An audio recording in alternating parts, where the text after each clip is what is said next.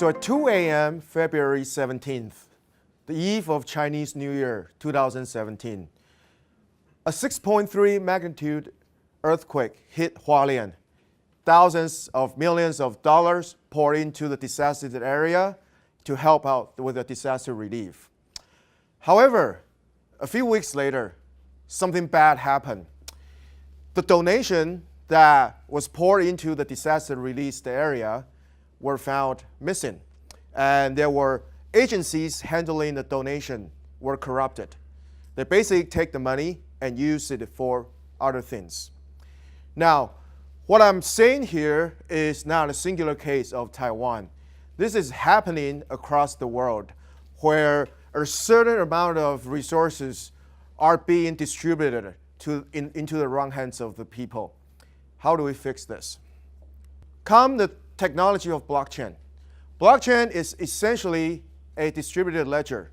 It is allow the two parties use the technology to record transaction, and the record can be recorded immutably.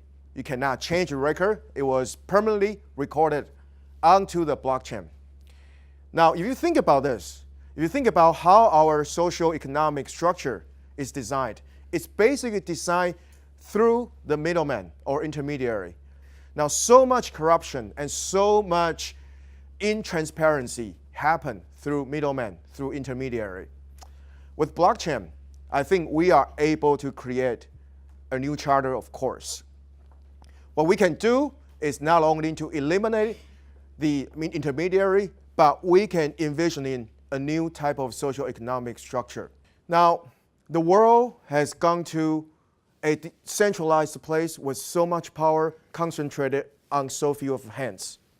What we can do with blockchain technology is for it to be used not on the cryptocurrency, but on the socio-economic transformation. Now I'm going to give you a few examples of how this technology can create social and economic impact. Imagine blockchain on public governance. What if politicians like myself created a blockchain political donation platform to accept all my campaign donation on blockchain?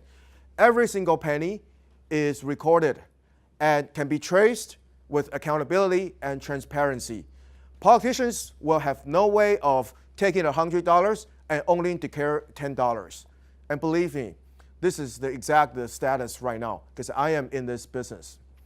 And imagine politicians who run on public office record every single campaign expense on blockchain.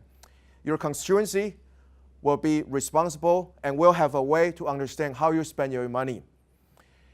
And secondly, what if we put our medical record on blockchain? We allow our data to be recorded on blockchain, and we can drastically reduce the medical cost. And this can drastically reduce the healthcare insurance cost. And number three, supply chain management and digital identities. There's so much problem with today's refugees problems. In Europe, in Asia, in Taiwan, we are enacting a Refugees Act. But whose country are these refugees belong to? I believe blockchain can open a new host of opportunities to them. And we are allowing them, for the first time in history, owning a digital identity that can be recognized in the world. Now, we are also opening up as an open source system to allow global refugees to use this system and to register as digital refugees and to be able to create economic system on the blockchain. Now, we have overproduction of pineapples. Pineapple is down to 1 cent per pineapple in Taiwan. It has created a huge political disaster for the ruling party. Farmers who are exposed under climate risk have no way of finding out this year whether their production will be validated with the same income or not. With blockchain, you can trace how much you need to produce per year, and you can pre-sell your product to your constituencies. Basically, if I'm a farmer, if I'm a a pineapple farmer, I produce 3,000 kilos per year, let's say. I can find 1,000 consumers who will buy 3 kilos of my pineapple. I can pre-sell my pineapple with a pineapple coin. And then if I overproduce, I can gift them as gifts throughout the year. Now, why do I say this? I say this because today's economy was largely attributed to Industrial Revolution, which is based on capitalism, which is based on the growth model.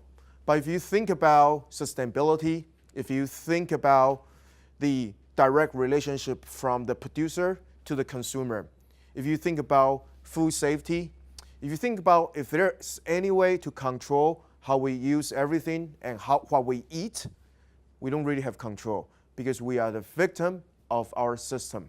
So what we can do is to use this technology and to ensure it is in the hands of the good people with good cause.